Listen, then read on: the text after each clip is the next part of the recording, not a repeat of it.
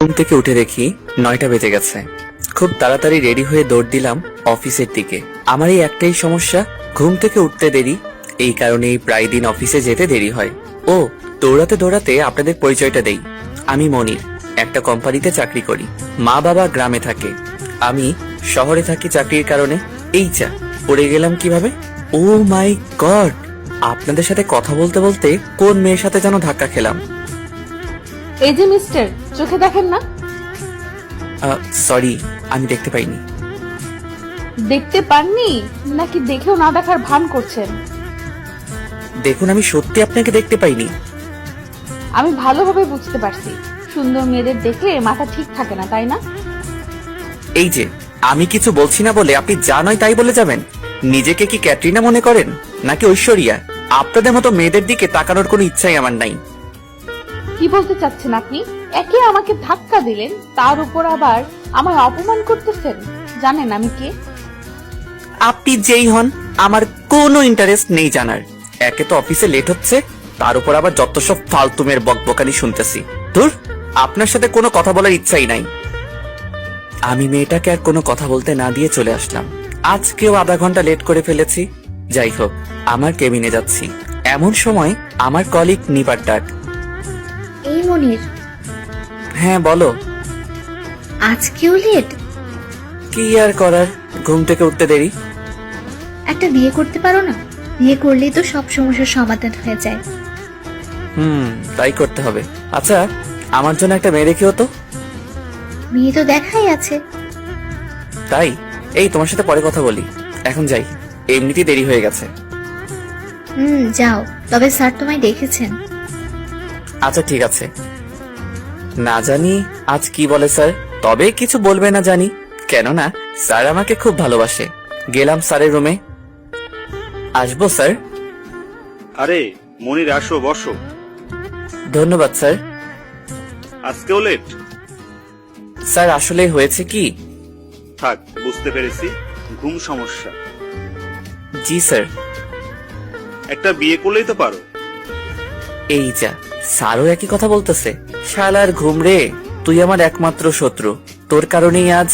যাই হোক, আসলে স্যার আমি এখন বিয়ের জন্য প্রস্তুত না। তাড়াতাড়ি প্রস্তুত হয়ে যাও। জি স্যার। স্যার আমায় কি জন্য ডেকেছেন? ও হ্যাঁ, আজকে একটা মিটিং আছে, ফাইলগুলো সব ঠিক করেছেন? জি স্যার, সব প্রস্তুত আছে। আচ্ছা ঠিক আছে, যাও প্রস্তুতি নিয়ে নাও। ধন্যবাদ স্যার। অফিসের কাজ শেষ করে বাসায় যাব, বাইরে নিপার দেখা। বাসায় যাচ্ছ মনির? হ্যাঁ, বাসায় যাব। ও আচ্ছা, আসো আমি তোমায় নামিয়ে দিই। লাগবে না, আমি চলে যাব, তুমি যাও। সমস্যা নেই, আসো। খুব জোর করছে তাই ওর সাথে যেতে হলো। তবে এই নিপার কিছু বুঝি না, এর ব্যবহারগুলো কি রকম যেন অন্যরকম। যাই হোক, বাসায় গিয়ে আবার সেই রুটিন। পরদিন আবার এক সমস্যা, ঘুম। উঠে অফিসে চলে গেলাম। অফিসে গিয়ে দেখি স্যার বাইরে দাঁড়িয়ে, আর সব কলিগরাই একখানে দাঁড়িয়ে আছে। আমি গিয়ে তাদের সাথে যোগ দিলাম। কি মনির, আজকেও এক সমস্যা? জি স্যার। আচ্ছা, কিন্তু এভাবে আর কতদিন? আমি ঠিক বুঝতে পারছি না স্যার, কি করব। অ্যালার্মটাও আমার সাথে বিশ্বাসঘাতকতা করে। আচ্ছা যাই হোক, সবাইকে এখানে যে কারণে ডেকেছিলাম, কাল আমার মেয়ের জন্মদিন, সবাই কাল আমার বাসায় উপস্থিত থাকবে। চেষ্টা করব স্যার। জি মনির, তুমি আমার কেবিনে আসো। জি স্যার। গেলাম স্যারের পেছন পেছন। জি স্যার। কাল আমি তোমায় আমার বাসায় উপস্থিত চাই। স্যার আমি চেষ্টা করব যেতে। শিওর, কাল তোমায় আসতেই হবে। জি স্যার। কি আর করব বলেন, ইচ্ছা ছিল না যাওয়ার, কিন্তু কি আর করার, অফিসের বস যেতে বলেছেন, যেতে তো হবেই। আমি অফিস শেষ করে বাসায় গেলাম। পরদিন বিকেলে রেডি হয়ে গেলাম স্যারের বাসায়। স্যারের বাসায় ঢুকতে যাব, হঠাৎ চোখ পড়ল সেদিনের সেই মেয়েটার উপর। আরে এই মেয়ে এখানে কিভাবে? ও হয়তো স্যারের মেয়ের ফ্রেন্ড হবে। আমি ভেতরে যাচ্ছি, হঠাৎ সেই মেয়ে সামনে এসে দাঁড়িয়ে গেল। কি ব্যাপার, আপনি এখানে? জি আমি। কি চাই এখানে? দেখুন, আপনি এখানে যে কারণে এসেছেন, আমিও একই কারণে এসেছি।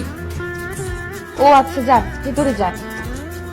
বাপ্পা, মেয়েটা কি রাগী লোক নিয়ে আমার দিকে তাকিয়ে আছে, মনে হচ্ছে চোখ দিয়ে আমায় গিলে খাবে। আমি স্যারের কাছে গেলাম। আরে মনির, এসেছো? জি স্যার। স্যারের সাথে কথা বলে আমি বাসাটা ঘুরে দেখছি, এমন সময় বাসা থেকে ফোন আসলো। হ্যালো বাবা। হ্যাঁ বাবা, কোথায় তুই? কেন? আমি তো স্যারের বাসায় আসছি। তোর মা হঠাৎ করে অসুস্থ হয়েছে, তুই তাড়াতাড়ি বাসায় চলে আয়। কেন বাবা, কি হয়েছে মায়ের? বুঝতে পারছি না, তুই চলে আয়। আচ্ছা ঠিক আছে, আমি আসছি।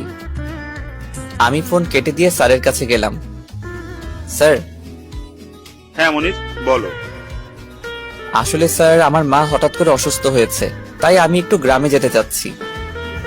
ও আচ্ছা ঠিক আছে, তুমি তাহলে চলে যাও। ধন্যবাদ স্যার। আমি তাড়াতাড়ি সেখান থেকে চলে গেলাম। গ্রামের বাড়িতে গিয়ে দেখি মা অসুস্থ। সেখানে 7 দিন থেকে আবার ঢাকায় চলে আসলাম।